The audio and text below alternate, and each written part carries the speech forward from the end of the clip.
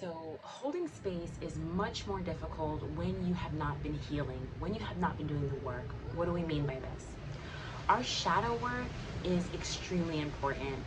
The shadow work is dealing with all those parts and pieces of you that are like the bottom of the iceberg, in that iceberg analogy with our conscious and our subconscious, all those things that are hidden from the light. Let's say, for example, the situation I mentioned about in my last video, in how you hold space for that person. Like, how do you hold space for somebody that is hurting you, or that's bothering you, or that you have an issue with? When you recognize, let's say they need something from you, want something from you, they're in your space, you have to see them in a day, and it's just like bugging the crap out of you.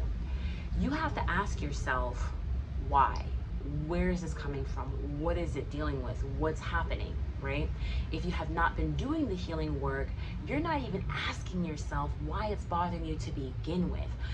Everything that comes out of your mouth and in your mind has to do with them being the problem. I don't want to see their face because of this. I don't want to talk to them because of that. I don't like thinking about them or talking about them because of this or that. They're so this, they're so that. They're the problem, they're the problem, they're the problem. That's coming from an unhealed space, okay? Because instead of seeing what the actual problem is, you are putting these issues, these things on the person.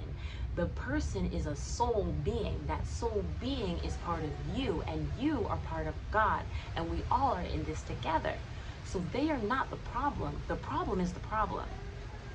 So let's go back to it. If you are not healing, their actions, their words, their whatever triggers something in you that pisses you off or annoys you, because that area in your life, in your soul's contract, is not healed. Let's say it's abandonment issues, right? The fact that they are not calling you back bothers you. The fact that they are not communicating as much as you would like them to bothers you. The fact that they have gone weeks without checking in with you bothers you, because you have abandonment issues.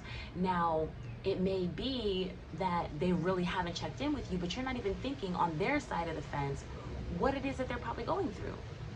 If somebody wants to be there for you and they're doing their absolute best they can in their own reality, them not being there for you has nothing to do with them not loving you, not wanting to be around you, not wanting to see you. They too are dealing with life, dealing with things, okay?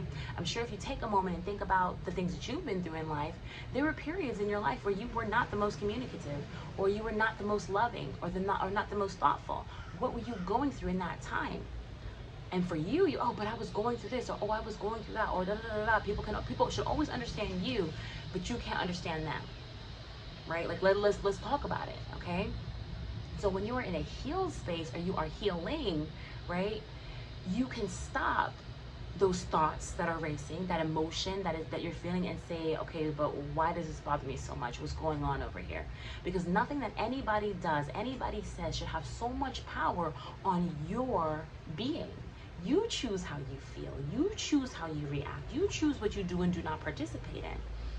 So when it comes to your family, your loved ones, your relationships, if you are choosing to stay in these things, if you are choosing to be a part of these, relationships, then you want to heal those things that make you take whatever it is they're doing so personally. Okay? When you are in a healed space and you are doing the work, you can stop and answer that question. So if it comes up that I'm feeling these things because I don't like that they're abandoning me in this way, okay, so it's my responsibility. I can trust them again when I trust myself, when I trust God, when I know that everything is happening for my good, and they too are going through the same processes that I am going through currently, or have gone through before, or will go through in the future, right? Loving them is loving myself. Giving space for them is giving space for myself to heal, evolve, and grow in the way that the Most High God completely and particularly intended for us at this time. Because my choice to stay here has everything to do with what's going on with me spiritually or in a divine manner. Unless you have not healed those abandonment issues, or not aware of those abandonment issues, and you think that you're holding on to them for any other particular reason, and you probably are. So that's another conversation for another day, but I hope this made sense to you.